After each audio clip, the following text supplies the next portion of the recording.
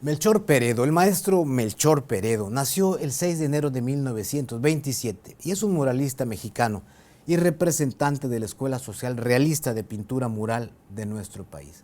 Ampliamente reconocido en México y en el extranjero por su trabajo pictórico, sus murales representan escenas históricas del devenir de nuestra patria, de la historia de México, con énfasis en temas revolucionarios, como era esta escuela del muralismo que tuvo en Clemente Orozco, en Siqueiros, y en Diego Rivera, desde luego, de sus máximos representantes. El trabajo del maestro Peredo se encuentra en edificios públicos y gubernamentales en todo el país y en algunas ciudades de Estados Unidos y de Europa.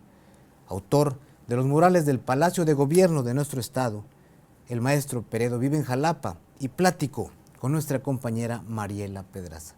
Vamos a ver esta interesantísima entrevista con este gran artista que vive aquí en nuestra ciudad. Pues hoy estamos, como les decimos, muy contentos. Yo quisiera empezar pidiéndole al maestro que nos contara un poco acerca de cómo fue trabajar con los grandes maestros como David Alfaro Siqueiros, como Rivera, porque usted estuvo trabajando con ellos. Mira, Orozco, alguna vez le fui a decir que si podría yo ayudarlo, pero me dice, yo no necesito, con la vocerrona, yo no necesito ayudantes, necesito albañiles. De hablar, ¿no? A Rivera, bueno, tenía su grupo de los fritos, que lo ayudaban a veces, tenía un muchacho yucateco, medio negrito, que era del Yuca, y no tenía, bueno, había una muchacha también que le ayudó, una guatemalteca, creo. Sí. Y no tenía muchos ayudantes. Diego era muy personalista, ¿no? Y luego Siqueiros sí tuvo varios ayudantes, sobre todo en el Poliforum. Y yo trabajé con él también, como 15 días también, y fue impresionante porque sí, aquí fue un momento en que pude ver y trabajar en aquel lugar en Cuernavaca, que se hizo en especial para ello, y los paneles de asbesto cemento salían de una fosa con los cables. Y sí, fue una experiencia muy interesante con él también. Sí quiero ser un hombre realmente fuera de, ¿qué te diría yo?, de la naturaleza humana. Era un hombre que era él mismo la pintura, era dinámico, su voz era engolada, pero siempre que te hablaba él era una pintura de sí mismo moviéndose, actuando, tanto que dejó de ser un hombre común para convertirse en un ser extraordinario, que incluso en la cárcel no estuvo siempre adelante, llevando sus ideas de un humanismo positivo, pues hasta que murió, ¿sí? Así es. Y fue maravilloso haberlo conocido, ¿no? Vamos un poquito atrás en el tiempo, maestro. Yo quisiera que nos contara cómo fue que usted se decantó por la pintura. ¿Qué fue lo que lo llevó a acercarse y al final al muralismo? Fíjate, yo desde los 14 años, alguna vez copié una historieta de unos monitos, ¿no? Y entonces mi madre, que siempre fue consentidora, se emocionó y la mandó con los abuelos que vieran qué bonito dibujaba el chamaco, y yo me lo creí, y desde entonces fatalmente ya no me pude apartar de creer que era yo pintor, y entonces como a mí me dolía mucho la situación en las familias, considerando tan despectivamente y explotando a las sirvientas sobre todo, y la miseria de México. Y entonces, pues de ahí me empecé a sentir que era yo socialista también, y pues lo vi que Diego y todos ellos, los comunistas, pues llevaron adelante un ideal de, ahora sí que, de eliminar esas cosas en la civilización, y entonces pues vi que a través de la pintura mural se podían dar los mensajes de cómo cambiar la sociedad, y entonces se fue combinando aquel sentimiento social con mi cierta capacidad de dibujar, y pues ya me puse a estudiar y pues me hice muralista, punto. Estudió en las mejores escuelas, además, en la Ciudad Te de diré México. que sí, pero a mí no me gustaban, nunca me ha gustado la escuela. Porque yo digo, ¿cómo te hacen perder tiempo enseñándote química? O si tú no vas si tú desde que eres niño ya decidiste qué vas a hacer, pues no tienes que pasar por una prepa en la cual te van a decir a ver qué carrera te gusta, ¿no? Yo ya sabía lo que quería. Entonces, vagamente me escapaba yo de las escuelas y ya me ponía a estudiar por mi parte, ¿no? Okay. Historia, por ejemplo, geografía, todo eso. Lenguas nunca las estudié porque yo dije, algún día me voy a ir a aprender inglés fuera de México y francés, y realmente, pues inclusive, perdón, pero hasta di una conferencia en la Sorbona. Así es. Lo aprendió aprendió mejor que en la escuela. La verdad que sí, obviamente, sí. Pero sí. Bueno, como usted efectivamente dice, esa miseria que estaba viviendo México a principios del siglo XX fue lo que llevó a los muralistas a crear este gran e importante movimiento en la pintura. De la mano, pues nada más y nada menos que de José Vasconcelos, que fue el secretario de Educación Pública, nombrado por Álvaro Obregón. Sí, así es. Y bueno, quisiera que le contara a nuestro auditorio cuál es la importancia del muralismo, por qué fue importante este movimiento y por qué a la fecha deberíamos de seguirlo enarbolando, ¿no? Pues sí, mira, qué bueno que tocas ese asunto porque hay que reconsiderar. En primera estamos celebrando, o debe celebrarse, el centenario del muralismo mexicano.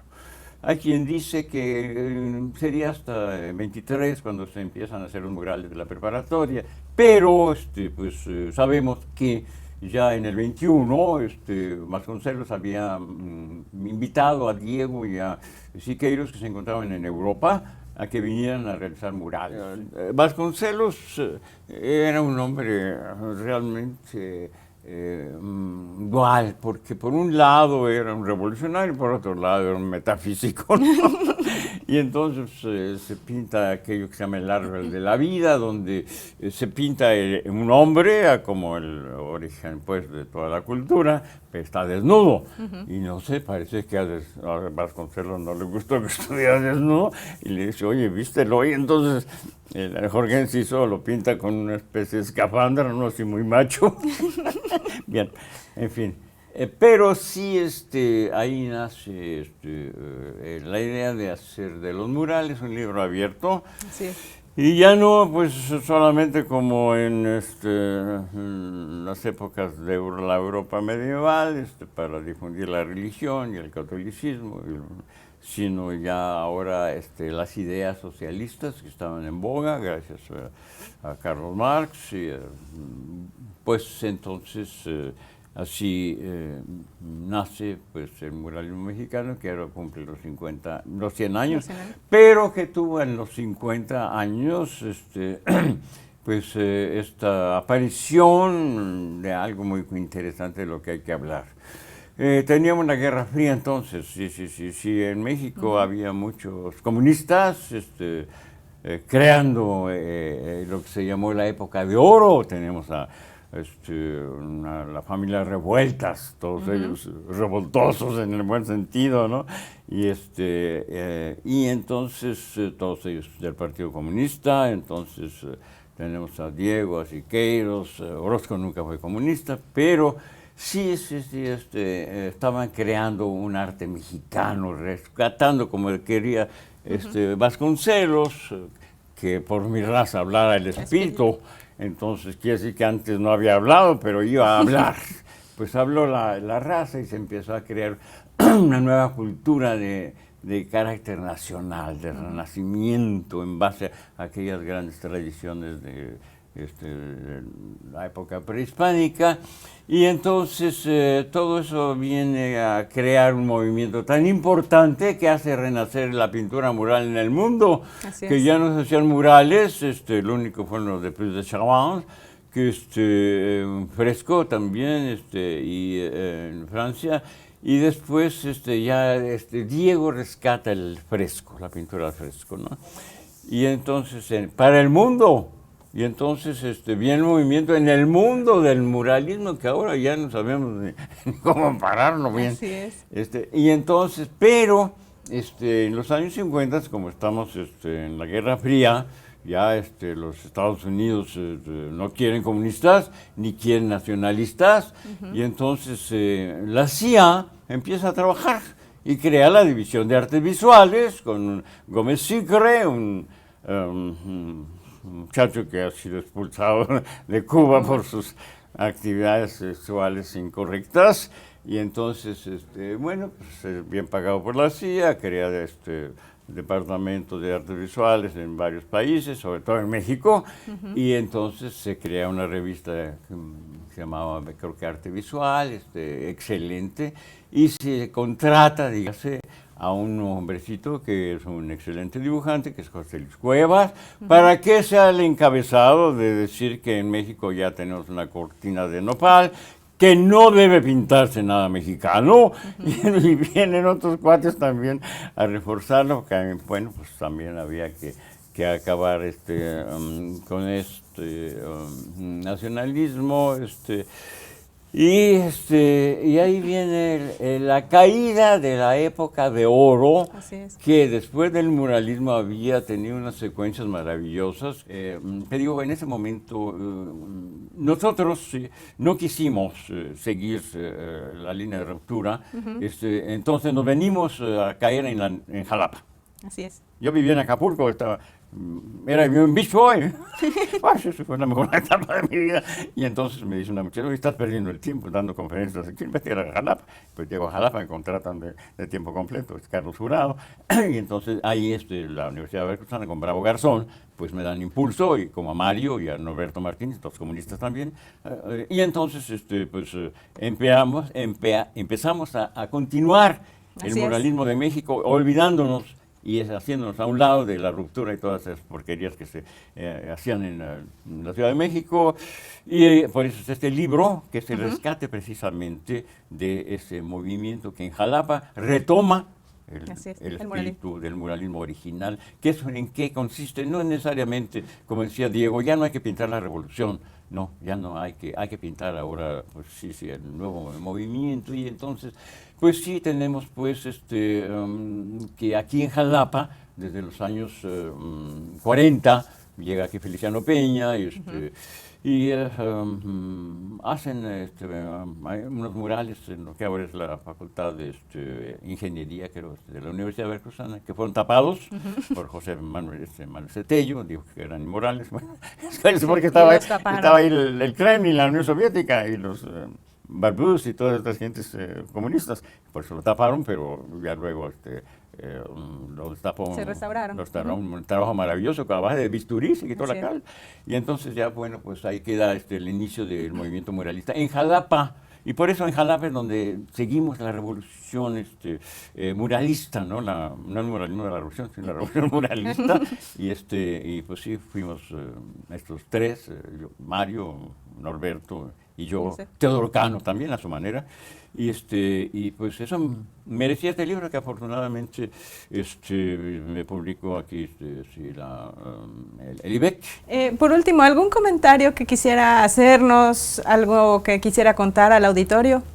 Pues lo único que te puedo decir es que después de la pandemia, que pensé yo que ya la humanidad estaba a punto de acabarse, ¿no?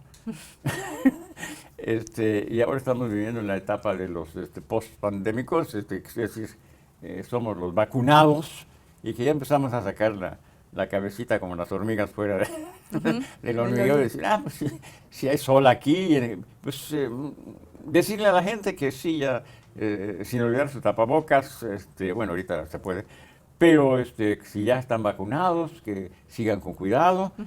Y que ya retomemos la vida, sobre todo culturalmente, que estábamos llevándola ahora sí que de una forma muy apagada. En Jalapa es la ciudad de los talentos. Es maravilloso cómo sales y te encuentras con una Carmen Blázquez, con un Corso, con, no se diga, ¿no? Navarrete. Le contaba a mi esposa, que aquí trabajó varios años, y dando clases. Y entonces eran entonces unos tejabanes. Dice, no, dice, ahora es unos enormes edificios. Qué buen proyecto de la Universidad de Jalapa. Realmente honra la cultura y impulsa la cultura. Y bien. Bueno, pues como lo dice el maestro, sigámonos cuidando con todas las medidas de seguridad, pero efectivamente vayamos de nuevo a la cultura, sigamos impulsándola porque Jalapa tiene mucho que dar todavía. Muchas gracias. Muchas gracias.